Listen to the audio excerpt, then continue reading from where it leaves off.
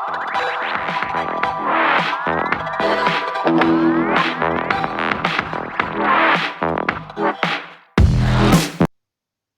guys, Vanakkam, Namaste. Welcome to our channel, the INT tutorials.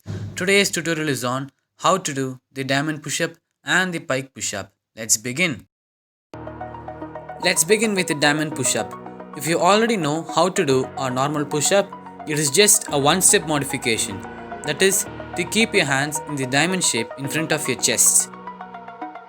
As you can see guys, I'm keeping my hands stiff and straight and in the diamond shape in front of my chest. Remember guys, your form is very important and the number of reps you do. Now let's see how to do the pike push-up. To do the pike push-up, first you need to come to the normal push-up position and to the downward facing dog. You need to bring your legs as close to your body. Now try to bring your head as close to the ground. Use your strength in your arms.